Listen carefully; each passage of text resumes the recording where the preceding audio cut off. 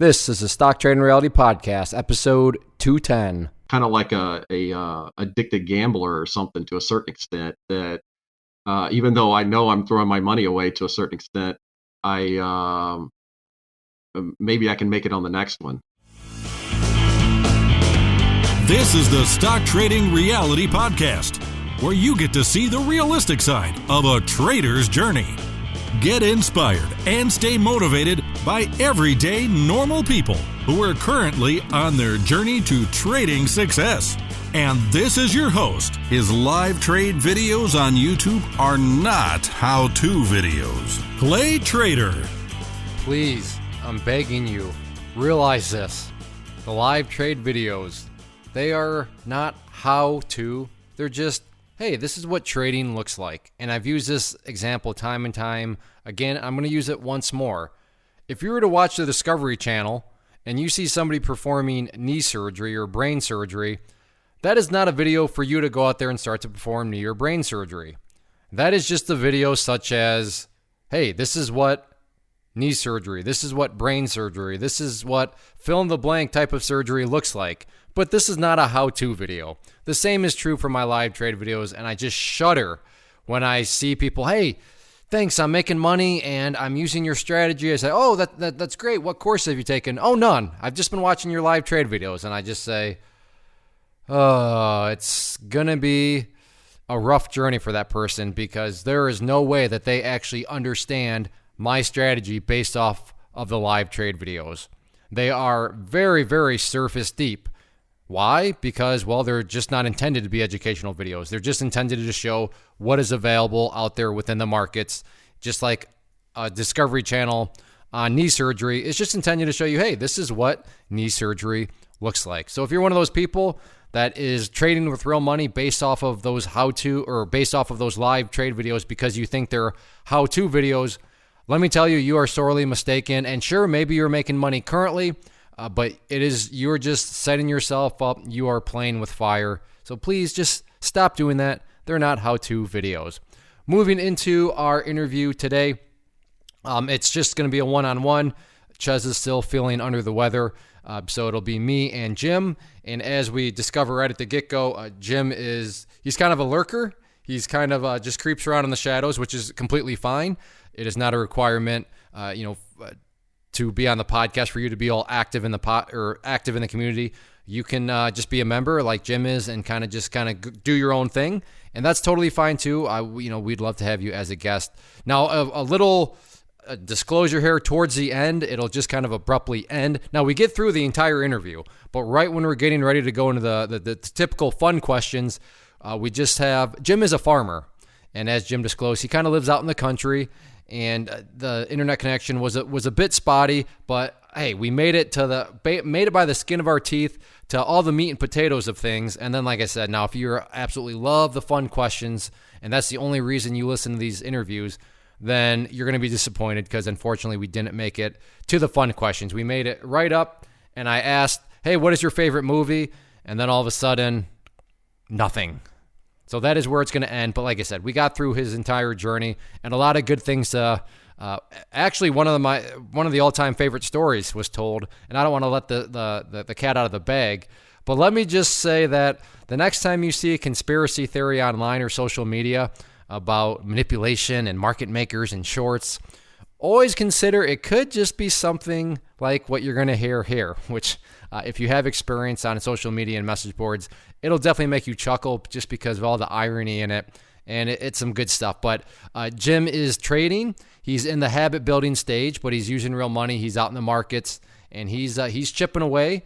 He knows there's still some things he wants to work on, but I mean, in all actuality, don't we all have things we want to work on? But we go down some great rabbit holes, talk about some interesting points. So without further ado, let's talk with Jim. Jim, welcome to the show. Thanks for having me, Clay. Now, I'm flying blind here as far as I think I am. I don't know, but let me just start off here. I know you're a member of the community. Yes. Do you post in the chat room at all? And if so, what is your alias in there? No, I haven't posted. I'm farmboy in the chat room, but I haven't ever posted, so people don't really know who I am. So I just lurk. And, okay, cool. Yep. All right, awesome. But you are a member. And have we talked in email before or anything like that? No, I haven't really conversed with any of you guys. So I'm just mainly a lurker. Been on CTU, but no, nothing really. Okay, good. I'm well, first off, thank you for volunteering.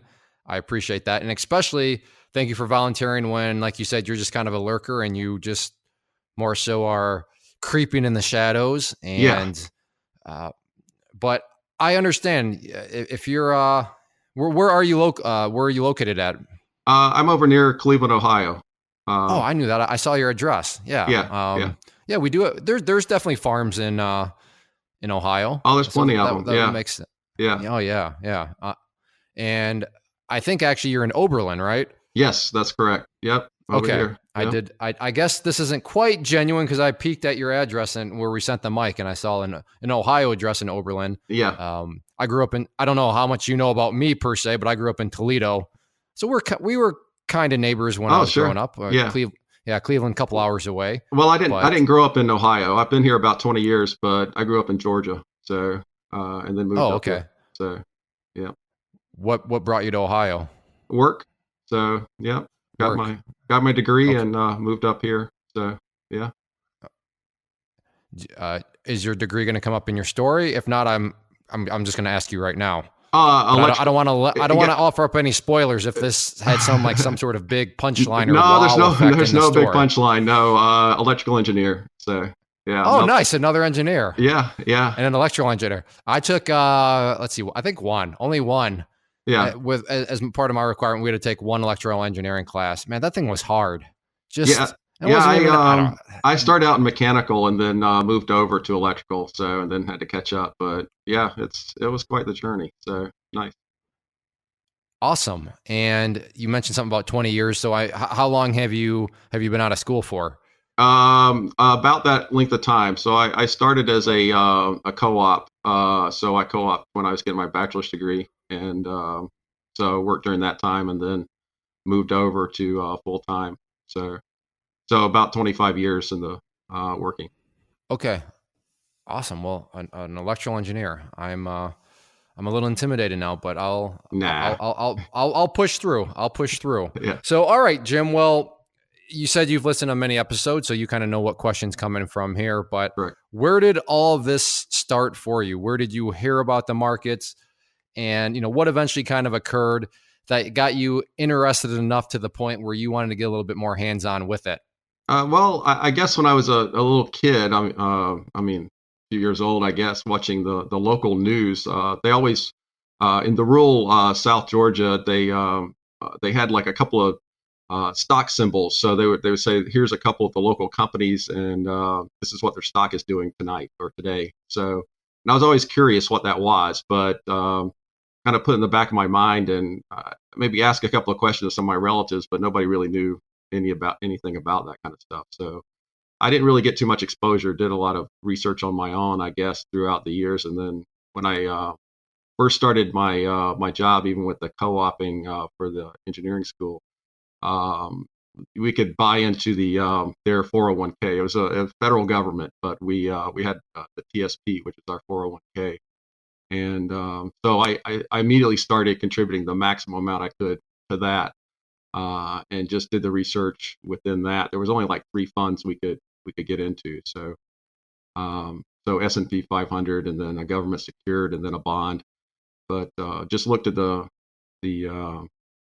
how much those were making percentage wise, and kind of jumped in to that. So that was really my only first kind of investing type of thing. So Awesome. So when you got into these, were you?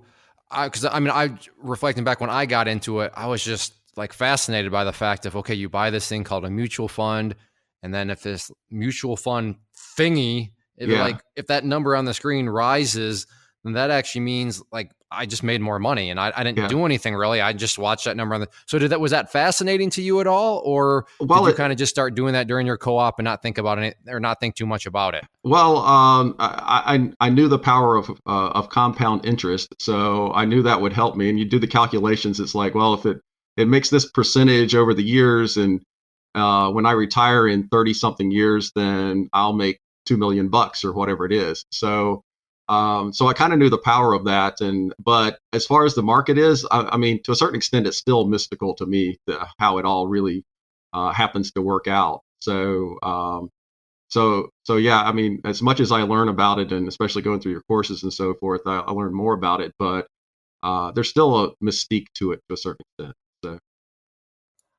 And honestly, I don't know, because that's funny you bring that up. I'm not sure if that mystique ever quite disappears. It still blows my mind that you sit or anywhere, and I mean, even in this day and age with your phone, it gets more and more mystical to me. But you just sit and you press buttons, and you're pressing buttons all of a sudden can increase your bank account. Wait, so or decrease it. Yeah, I mean. Oh, exactly. Or wow. All right. Those button presses, just my net wealth just went down. Yeah. Absolutely. And a more than valid point, because actually, thank you for bringing that up, because that is true. Way too often we just focus on, oh, wow, it's a mystical place because you can grow money. And you can also, I don't know what the opposite of degrow money. You can lose money, I guess. That's just a bit. You can kill money. There we go. Yeah, you can kill it. Yeah. Yeah, exactly. And that's fun. I remember doing those calculations too. It's like, oh, wow. So if I do this and then, and I could reinvest dividends also. And then that just compounds. And I mean, as a geeks like we are with our engineering and numbers, it's a situation where I don't think you can help but just kind of appreciate the mathematical side of it. But of course, as I'm sure you realize and are learning more and more, there's a little bit more to it than just the math side of things. There's a lot of other skills and such that go into it. So, okay, you're that co-op, you're putting money into it. And I guess kind of pick up the journey from there. What ultimately happened that got you, more and more interested in it to the point where, I mean, you literally decided, putting money into these things, not quite hands-on enough. I guess I did that. I mean, just putting money into that while I was going to school, because I really wasn't making that much money. I was only working half time for that. So and paying for school with that the money that I wasn't putting away. And then when I started working, saved up a little bit for a house, and then started having a little bit more money after I bought the house to kind of put aside. Even though I was already maxing out my Roth IRA also along the way, that was just putting in some ETF, mid cap, small cap type of stuff. But then a little bit more money came available, and that I saved up, and then I got in a share builder account and started kind of funding that. But I guess the little more research and tried to figure out more about how these things really work, and kind of followed the Motley Fool guys. They had some books and so forth out, and tried to do some fundamental analysis and pick some stocks. That didn't go so well, and I think I still have some of those. What was the criteria? What was the criteria that they were teaching you and that you were trying to use from a fundamental perspective? I don't even remember what the details of that was. I think it was looking for stocks for a certain price range. And more of the PE. I forget exactly what it was. That was over 20 years ago, I guess, whenever I was trying to play with that. Bought some stocks, but that was about the 2000 bust. So I think some of those ticker symbols are still in some of my accounts that I can't get rid of because they're worth like 2 cents or something total value. So I kind of got away from that. Played with a couple other stocks that came up. I mean, like Sirius Satellite Radio. I got into that for a little bit, and it went way down. But I kept dollar cost averaging down, writing it down, buying some more. But it finally came back and did a little bit better. But I was just kind of flailing around. I guess I didn't really know what I was doing, and just kind of following the news and jumping into a stock here and there. But just kind of name brand type of stocks. But none of that really ever made me buco bucks. but just enough to kind of play around. So you mentioned right around 2000. yeah. When were you, did you make any money at all, or were you one of these people that showed up literally right before things kind of went pop? I probably lost just a little bit, but I mean, my investments was always safe over in my nest egg type of thing. So my 401k type of stuff and my Roth always stayed in more sure things in ETFs. So S&P 500, mid cap and small cap type of ETFs. So that was always kind of safe. I played with a little chunk of money. That I had, but outside of all that, so it didn't really matter whether that did anything or not. It was just me trying to figure things out, I guess. So okay, and that was that share builder account, right? that, and I think I opened up a Scott Trade account also that had that I was playing around with. So so those two, I think I played around more in the Scott Trade account. And I just finally got rid of those accounts and consolidated over TD Ameritrade a couple of years ago. So, but and I know you playing around, but in your mind, what was the actual plan? And I realize we're talking a couple decades ago. So, but to your best, what actually? I mean, were you calling your? Let me ask it this way: if a buddy or somebody would have come up and said, "Oh, what are you doing with that account?" How would you have described it? Would you have described yourself as a day trader, as a swing trader? I guess. I mean, that was my. Would you not even really know how to describe it? I guess. My account. What did you think you really were trying make to do? I guess. So that was the one that hopefully I could hit the mother lode and make a ton of money or something just by picking the right stock or something. Not that I knew how to really pick the right stock. So because I really hadn't done enough education to really know what was going on. Because to a certain extent, I guess I always felt like somebody else knows better than I do how this stuff always works. And who am I to think that I can pick the best, pick these stocks? So, so I was kind of always unsure of myself about those type of things. But I guess when you're in the moment, you think you're doing the right thing, but you're not really sure. So, but yeah, and then I guess a year and a half ago, I guess somebody had mentioned they were in some little biotech and they lost a whole lot of money, but it was down in penny stock range. And I didn't really know anything about penny stocks, so I kind of jumped into that. I actually make a good little chunk of money off of that, but I learned the unfortunate situation of if there's not enough volume, you can't sell even if the price is high. So a bad lesson to a detail that always sometimes gets left out and people don't realize it. I mean, that was, oh man, that thing went up 8,000%. Yeah. Hold on, relax. What could you actually sell for 8,000%? Yeah. Probably not. No, I really got into that, and I had my limit sell orders and stuff in, and even though it went up, I really bogged that stock down for hours one day trying to sell off the numbers of shares, because I'd put a pretty good chunk of money into it. I mean, a few $1,000s into it. And you should have seen the message boards. They thought some big heavy hitter was in there doing something to manipulate the stock. And it was just me trying to sell off my shares, even though it was going up. I mean, it went up a good chunk more after my order finally filled. And but yeah, it was amazing, the chat room trying to figure out who this person is manipulating the stock. And I didn't intend to do it. It's just I didn't know what I was doing. So wait a minute, you're telling me that the evil market maker game, the evil manipulation, was actually just some guy that didn't know what he was doing, so he was the one manipulating.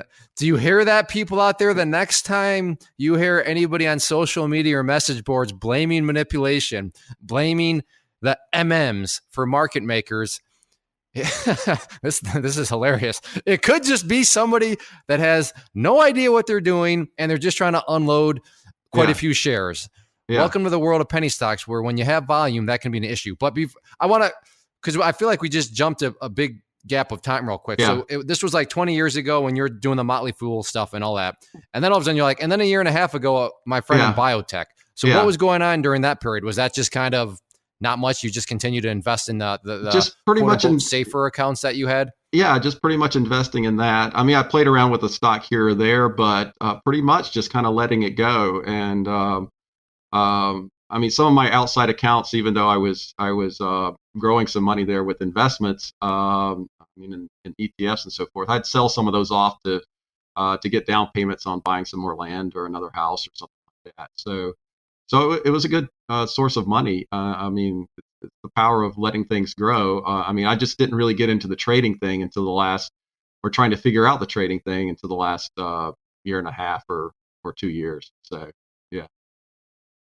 Okay, and then your friend's in a biotech stock, and you kind of just glossed into, and then I did penny stocks and I did pretty well. Well, I mean, what exactly, because these are the little nooks and crannies where Yeah.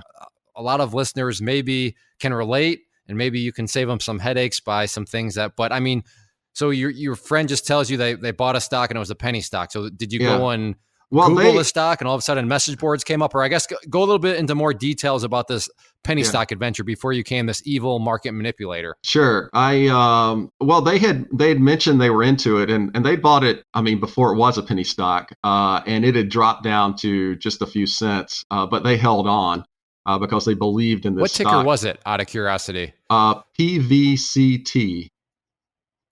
Oh, okay. I think I do. All right. Yep. All right. Cool. So, all right.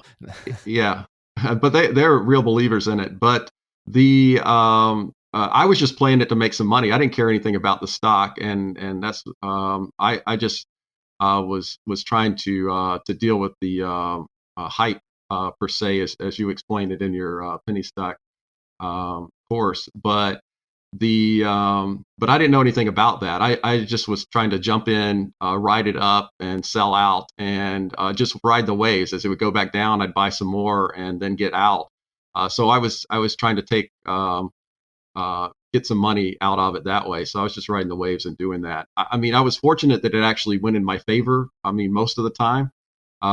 Towards the end, I was trying to get out of it just because I didn't. I'm like, I'm pressing my luck on this thing. I need to be out of it. So it took me a little while to get out, and I think I lost just a little bit on the last set of trades just to try to get out of it. But yeah, the guys who told me about it, they're still in it. I mean, and they're way down, but I made a good chunk on that one. Then I thought I really knew what I was doing. I mean, now I'm brilliant. So I went and searched for other penny stocks. So I got on the message boards, and I was watching the message boards a little bit on this one, but I was believing some of the hype too. I thought I was going to be a multimillionaire off this thing, just like you and the muffler company. But at least it's a biotech, though. That's still cool. That makes sense for you to think that a biotech could do something. But for me, a muffler, I mean, okay. So Jim, I mean, it's not remember, it's not, it can always be worse as far as what you think is going to make you rich. Cause I thought stainless steel mufflers, thank you for reminding me. Not to bring that up again, but I mean, yeah, but then I started looking around and did a couple of searches for some penny stocks, and found a few, and I think that's how I stumbled across you, because some of the ticker symbols I brought up, just trying to do a couple more searches on it. I think I ran across some of your YouTube technical analysis type videos, just trying to look at the stock, and so that's kind of how I first ran across you. So and so just kind of looking at that, and of some of the stocks that I thought I was going to play with. So I played with some of those. Lost a chunk of change on some of them, and kind of even on others, but just kind of sporadically out there. Then I guess. So it sounds like randomness Absolutely. at best was what was currently going on with all this penny Correct. stock trading. Yeah, just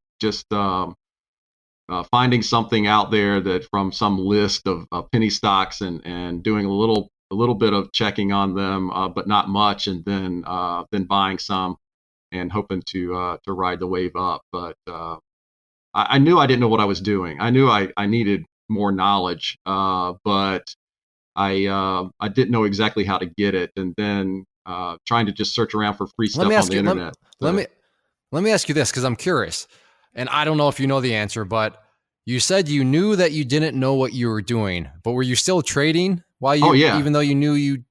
So Oh yeah. why do you think that is? I mean, because that doesn't really make sense to an outside third party. Wait, the guy says he knew he doesn't know what he's doing, yet he's still doing it. So why do you think what was going on with that?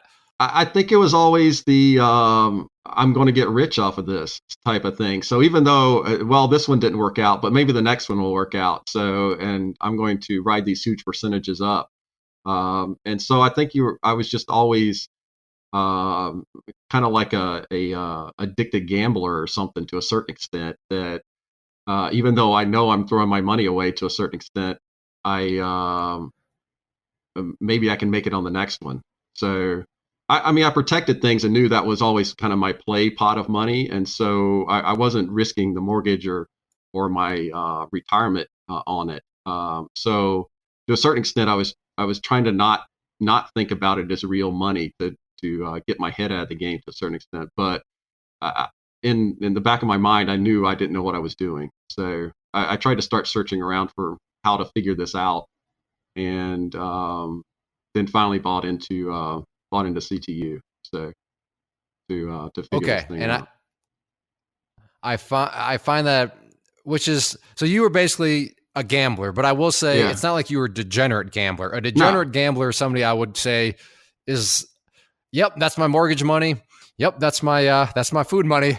If this penny stock don't go, honey, we're not eating tonight. I mean, so it was nothing like that, which is good. But and you would describe it as kind of like an addiction. And I don't know if you ever listened to Doc. This was a interview a long time ago, but he equated the markets to like crack cocaine. And it is, I feel like there's a lot of, not that I've ever done crack cocaine, and I won't ask you but that's none of my business. But being an evil market manipulator like you are, I can see you kind of like snorting the cocaine lines as you manipulate this penny stock, because isn't that like the lifestyle of the big, but anyway. Oh yeah, exactly. Yeah. I mean, the markets really are like an addiction. And so I wanted to ask you that because it really kind of goes, and thank you for, answering honestly and candidly.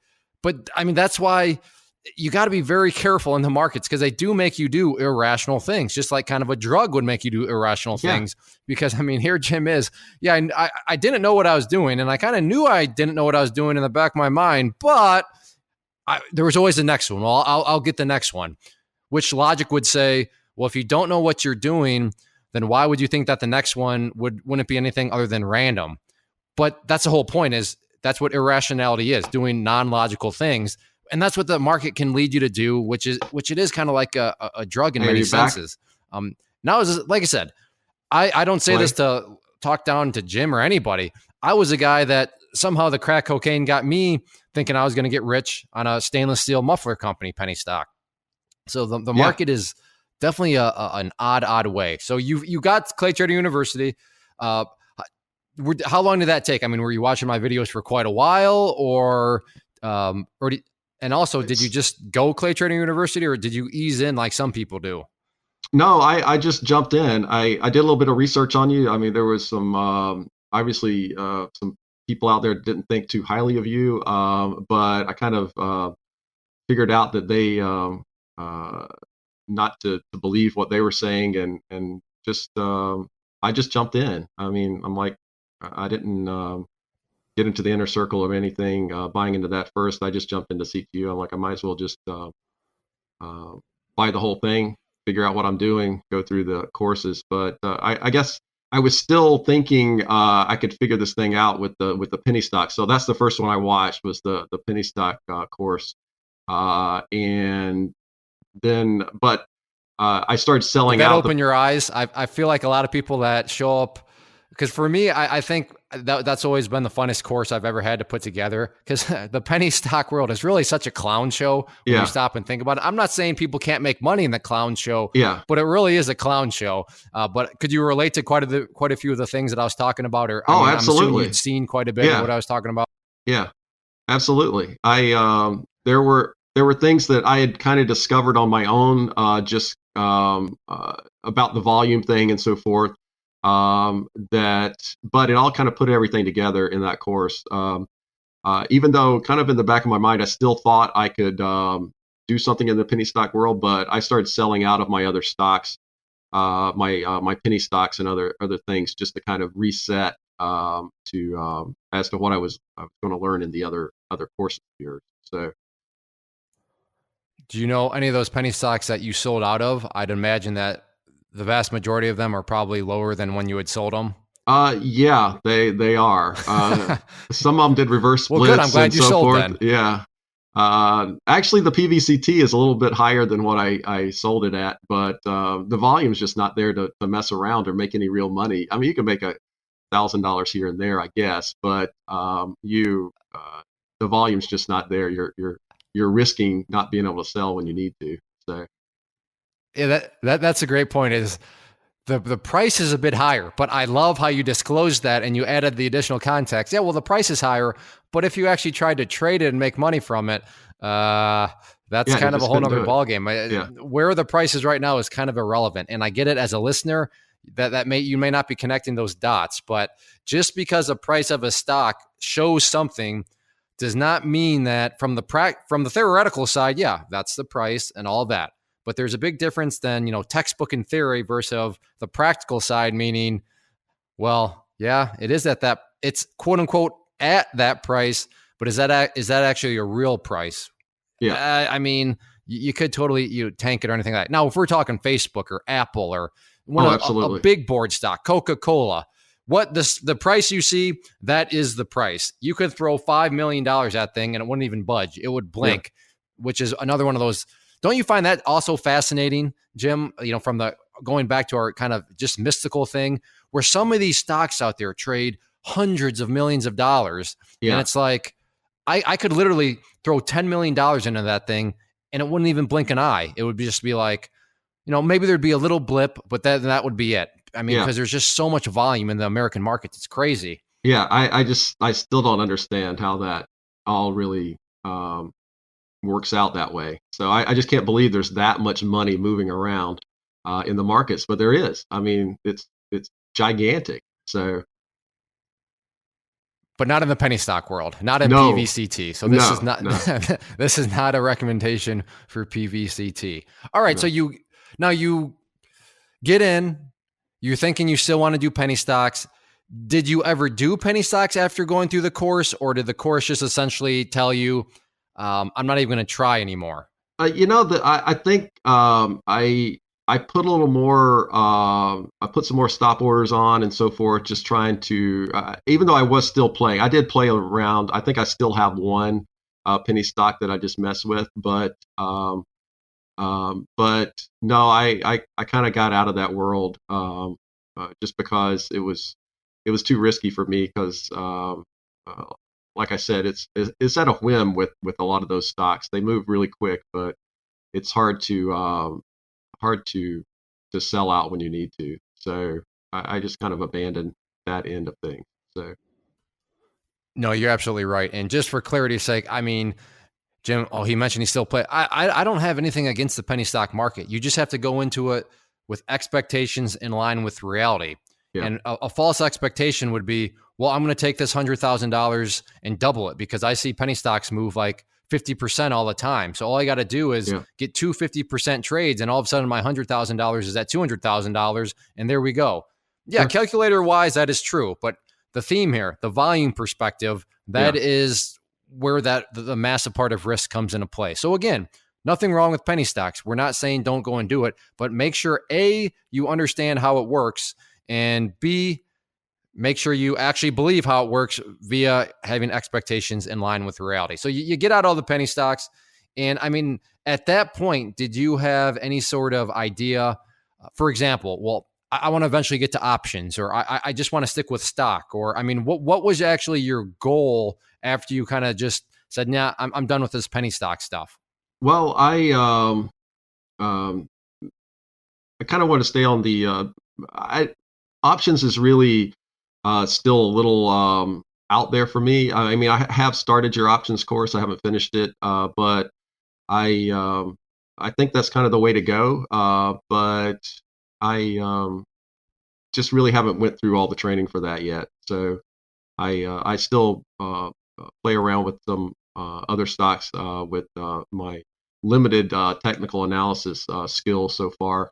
But I just jump in and still do some trading, but I catch myself every once in a while doing the wrong thing, and I still need to complete my training. I sound like Luke Skywalker here, but the to know what I'm really doing before I do things the right way. But I'm still trading or out there, but it's not in a real coherent mode, I guess. So even though I still don't know what I'm doing, I'm still trading some. So, but I can't. I Now, still can't quite stop what myself. courses have you been through? I've taken the penny stock, like I said. I did take the Grow Rich course, even though I was really following most of that already, and the robotic trading. I took that one also, and I started the options course. So yeah, I've So definitely. you have not done RVR trading yet? Oh, I did do that one. Yes, I did that one. Yep. Okay, all right. Yep. Okay, that I makes me forgot feel about that much one. better because I'm Yeah, thinking, absolutely. Yeah, I okay, did. all right. So I put my stops okay. in and so forth. So even though the gap up, gap down type of stuff gets me every once in a while, I do have my stops. So I don't trade without stops. So Okay, well, I mean, I know what I know what you mean, but it sounds pretty bad when you're like, well, I'm still trading, kind of there's not much coherence and everything yeah, like that. But I would say that there actually is, because you are using stops, you are managing risk, you're controlling risk to the best of yeah, your ability, with those stops, like you said. yeah. So it's not like you're out there guns a-blazing, just Correct. randomly doing stuff. Is that a fair That's correct. representation of your trade? Okay. That's Because correct. I kind of what I make it don't sound want, worse than it really is. So yeah. Yeah, Jim, I got to be honest. I'm thinking here saying this conversation could be getting awkward here really soon, because I'm hearing a lot of what's going on. Guy hasn't even taken RVR, but you're Yeah, I using did. stops. So yes, you were definitely making things sound Yeah. like this conversation had great potential of turning awkward. But good. I'm glad we're not. I don't have to like tiptoe around and try to hint at certain things. Yeah. Yeah. But so it's not like. And again, I'm assuming that none of this is money that needs to be used for your gas bill or your water bill No. or anything like that. No. Actually, Okay. about 10 months ago, I retired from my job. So I have a pension from that. I have my nest egg. So no. Fun, make some more money type of thing, and learn a new craft, I guess, in the trading world. But it's definitely not money that I have to live. So I live comfortably without any of that. So, but be nice to make Now extra millions, but that's probably not going to happen. So you haven't promised me that yet. So yeah, I mean, it sounds like you are just in forming habits, forming skills, but instead of correct. going the paper trading route, you are just using the real money route. Is that a kind of a Correct. fair summary? Yeah, because my the emotions just, I mean, do not come out in the paper trading. I mean, I never paper traded just because I got caught up in like the penny stock stuff, like I said, and I would have thought that I was going to make buco millions if I'd have paper traded those stocks. But I knew that my training for myself is a little bit better because it's even though it's real money, it helps me better to actually use the real money than paper trading, just because the emotions aren't there when you're paper trading, at least not for me. So I would not make the same decisions if I was paper trading versus trading with some real money. So, and I had the Oh, ability to do all right, that, and so that I make just did that. So yeah. And for listeners, I've got to make the distinction, because it's always very, very important.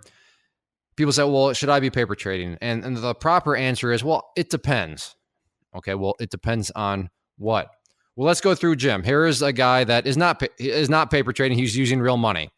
However, you can't just stop there and be like, well, I heard this guy named Jim on the Stock Trading Reality podcast, and he's paper trading. He's not paper trading. He's using real money. No. That's, you got to go a little bit. What is the context here? without any emotion on the line, that paper trading doesn't bring any emotion into the equation. And that's a fair point. However, we got to go deeper. If you have a small amount of money and that amount of money actually plays a relatively important role in your personal finances or anything, that doesn't mean that you still just get to go use that. I need emotion in my trading, so I'm just going to go and use that money. No, think about what's going on here. Yeah. What did Jim describe? He's got a pension. He's been saving for years upon years. This is money that he can literally afford to lose, and everything's going to be okay. But there's one more thing. He actually knows what to practice. Why? Because he has invested into his education. So I don't care. I mean, you could have, nope, Clay, I need some emotion, so I'm using money. And Clay, don't worry, that money is 100% totally okay. I can lose it. Well, no, I've been watching random YouTube videos, and I've been reading random social media stuff, and I think that's a credible source. But yeah, I'm not quite. No, then you shouldn't be trading with real money at all, because when you don't know what to practice, then there's very little value in that. I mean, have fun practicing the sport of golf with a tennis racket. Sure, you're practicing golf, but if you're using a tennis racket, when it comes game time, that's not going to go over very well. So you got to practice properly. How do you know what to practice properly? Well, you got to have some sort of infrastructure in place. And whether that's, I mean, this is not a sales pitch to buy CTU. I mean, I would love for you to, but if there's somebody else that you think you jive better with, then at least invest into them. And then you can cross those other bridges of if you should be actually trading with real money. So, skipping over paper trading, that's a fine line from what Jim has described and knowing what he's, kind of outlined as far as overall context. Okay, that's fine. There's not like any sort of massive risk. It's not like he's out there. Well, I'm assuming, Jim, you're following the courses and what you're teaching, so you're not building any bad habits. If anything, you're trying to reinforce the good habits, which we said, and build those good habits. So that's the stage that you're in. So I know that was long-winded, but that is a huge, huge thing that people always get mixed up. They think, well, because I can afford to lose this money, then I'm not even going to bother practicing. I'm just going to start to use it. Well, that's still too simplistic, because you can easily burn that money, and then all of a sudden the only lessons you come away with, you're like, well, I learned a few lessons. Oh yeah, what lessons did you learn? And you tell me the lessons, and I was like, those are the totally wrong lessons that you should have learned from those experiences. But when you don't know what you don't know what lessons you should actually be learning. Whereas I'm sure Jim here, when he knows what lessons to be learned. In fact, I know he does, because you made a comment earlier about sometimes I do things I shouldn't. Well, how does Jim know that he did something that he shouldn't? Well, perhaps because he's got the backdrop of knowledge and education that says, Jim, you knew you shouldn't have done that, but at least he knows he can learn from that. Is that a fair summary? Do you think, is that an accurate description of kind of, did that make sense to you, I guess? Because I realized absolutely. That was long-winded. So do you think listeners understood? Okay. Yeah. And I'm glad you went through that, because I didn't want to give other people the sense to do it the way I'm doing it. So even though that might make sense for a couple of people, but in general wise, like you just said, yeah, that's probably not a good idea. And I probably should, especially when I move into some of the newer areas, I probably should go through that, some paper trading, just to figure out the mechanics of things. So before I jump into some of it. So I definitely will be doing that with some of the options, doing some more paper trading type of thing, because just to get down the mechanics of how to move through this stuff. So yeah.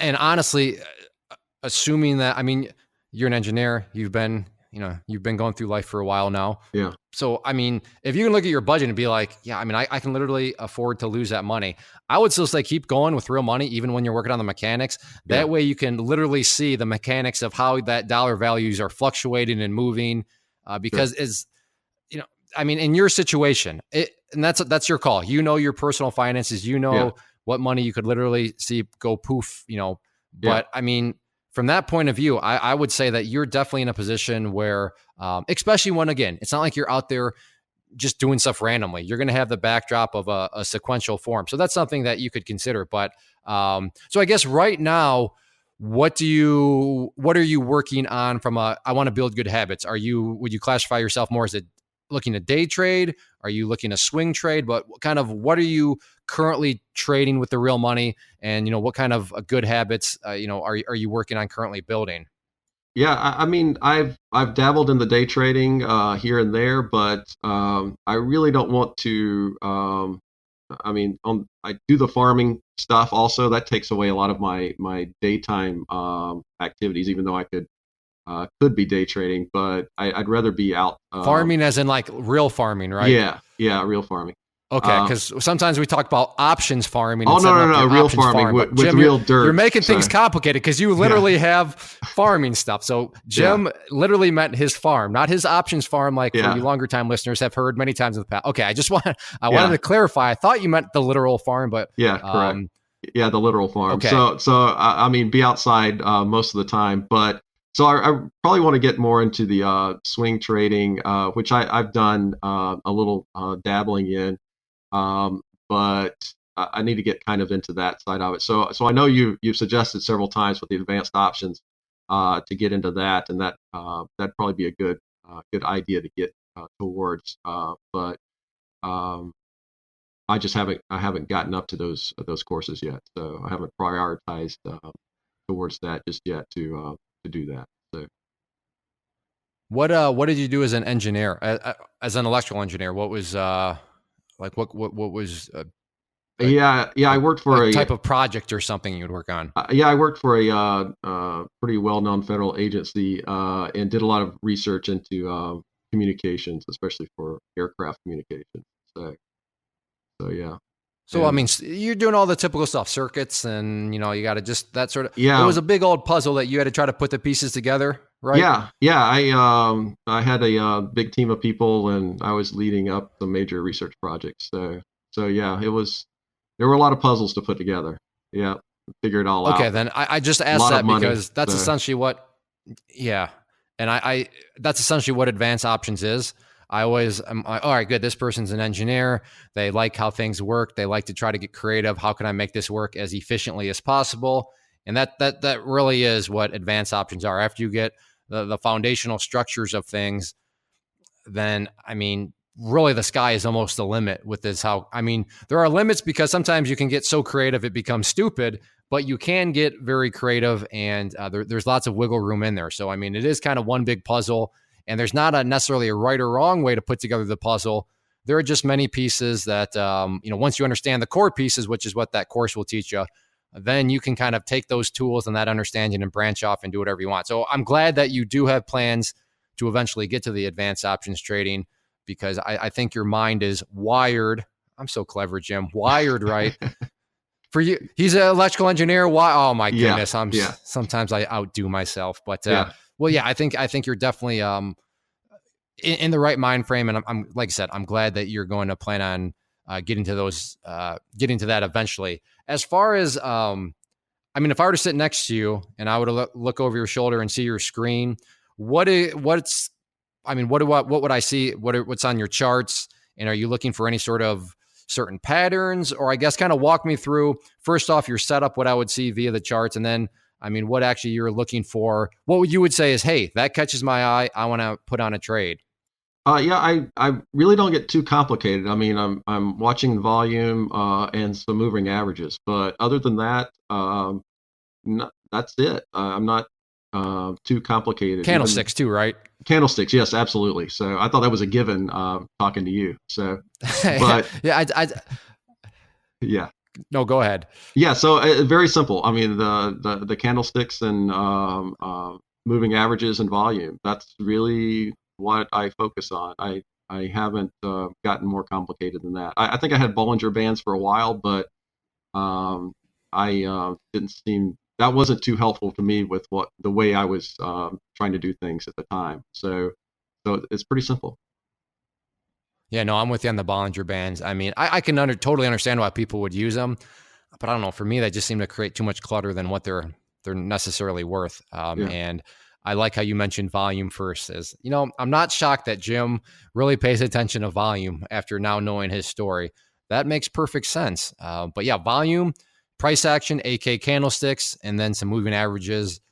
Sounds very similar to my setup, just keeping it simple. And what sort of setups would catch your eye? Or I guess kind of what is it? Let me ask it this way. What is your criteria that you would want to see and need to see in order to want to put on or put together some sort of trade plan? I mean, I really want to see things moving towards the positive side. So, I mean, obviously, some of the moving average crossings want to make sure that things are moving in the right direction for me. And even though it catches me sometimes and comes back the other way, um, I want to try to start out in a positive sense, so that it's moving in at least a positive direction before I jump in. So, I mean, I'm still need So you're looking to for uptrends. correct. Yeah. Okay, you're just looking to go with the trend then. Gotcha. Yeah. Yeah. And I haven't gotten too much more complicated than that. It's been a while since I've uh, went through the robotic trading course. I know I need to go back to that and get my head wrapped back around things, but I haven't been as diligent as I should have been with some of this. So, uh, but yeah, I need to continue to um, look for the trends and move with that. I haven't gotten into any of the real complicated scenarios, so uh, we're trading those. Okay, so you kind of just answer. I was going to ask you what are some things you want to work on, but that sounds like some stuff that you're aware of that you want to and need to work on. What are some things that you would consider some strengths, some attributes right now, or some things that you would consider kind of your strong suit? Well, I wouldn't say that I have a whole lot of strengths yet. I mean, I think some of the it's almost I guess I'm not still in the random mode of things, but I I really need to get back to going through things kind of the correct way through the courses again. I've kind of lost sync with a lot of that, and I find myself almost going back some of the bad habits from before I started the training. So so I need to be a little more diligent to get back to that. But I am putting in stops and stuff, like I said before. So I'm trying to do some risk mitigation in case things really start going the wrong way. But I really need to get back to through some of the training, doing things more the correct way, I guess. So. I mean, you definitely have the tendency to make things sound a lot worse than they are. I do agree. Yeah. It sounds like I would fully support. Yeah, let's get back into it. Let's get back into the groove. But also, I brought this up already, but you notice that you're still kind of going back to some bad old habits. But again, Yeah. that just proves the whole point. Well, at least you now are aware because you know what a bad habit would be and what a rule break would be. So you know Sure. that. So you're aware that you need to work on that. So that in and of itself is how good habits are built, right? Because, well, Yep. what is a good habit? Well, the opposite of a bad habit. Well, what's a bad habit? You got to know that first in order to build a good habit. So, I mean, it's not like you're not learning anything. You're not doing anything. I mean, you may not feel like you're making millions of dollars or, they're well, geez, that's kind of a little random there. But are you pretty good at honoring the stops? Let me ask that. Yes, I am. I mean, I found myself to begin with not wanting to honor them, but I found out that just kind of let it go, let the stop happen, and kind of think through how I might do things different in the future. So, did I put the stop in the correct place or not? Because I mean, I find myself kind of picking where things are going to kind of bottom out or turn around, but I don't always jump in or jump out with that. So I do honor the stops. That has saved me a lot, although it's cost me other times where it stopped out and then went right back up. So, but that's just the nature of things. So, I was going to say, you've had the feeling of not wanting to honor a stop loss. Welcome to the club. B, you've been stopped out and then it goes right back in your direction. Welcome to the club once again. But I'm glad you also brought about sometimes it saved you quite a bit of money. And that's what keeps us in the game as traders, is making sure that you don't get some, death blow type trade against you. And so like I said, I mean, I understand as kind of an engineer. I know how the mind works. It's like, oh, everything is not perfectly put in a process, and everything is not in a nice, beautiful uptrend. When I map this out in Excel, it just feels so random. But I mean, listening to you, there's some things you want to work on, and you should be working on, like you said. But it's not like you're a cowboy out there, running all around. So you're definitely, on the pathway that you would want to be on. So let me ask you this real quick. When are you going to get back into the courses? I mean, you say you need to get back into the courses. So let's try to get let me try to hold you to something. So when can you officially, get back and start doing what you need to do? I've made a goal to, next month to really start getting back into this. So I'll have some time to start getting back into the courses. So next month I'm going to jump back in and start doing that. So because I know I've got to, I just got to make sure I jump on that wagon and get back to my learning, so my education. Can we go as far as like a date next month? That's still kind of broad. Yeah, well, beginning of next month. So I try to do things on month boundaries. So yeah, beginning You're of the month. Such an engineer. Yeah. Okay. It makes more logical sense for that. So yeah, I understand. I get it. But you are such an engineer that you need it. So, all right. Well, good. I'll hold you to that. And we will definitely have to have you back on at another time. Now, you said you've listened to past episodes. So I know that you are aware that Ches has a time machine. And although Ches couldn't join us, he's nice enough to let people borrow it. So if Ches could give you the time machine and you could go back to some sort of earlier time and you could give yourself one bit of advice, what would that advice be? I think it was to start some sort of formal education on this, and really to discover the technical analysis. Even though I kind of stumbled into that, I guess I really wish I'd have learned about this before and started my education on that. Even though that probably would have predated the CTU experience because you hadn't put that stuff out there yet way back when I really wanted to get started with this. But that's what I really wish I'd have known about. So.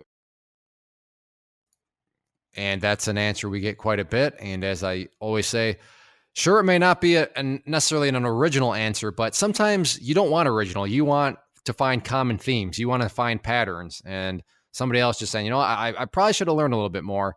But I'm kind of glad you didn't, because that was a pretty cool story about how you were manipulating the stock and everybody was claiming all sorts of, conspiracy theories when in all actuality, it was just some guy who really didn't know what he was doing other than trying to get out of the stock. So that's a great story. That's actually quite funny for those of you that are on message boards, that story means a whole lot more to you, but just to see what kind of goes on out there in social media, that's actually quite hilarious.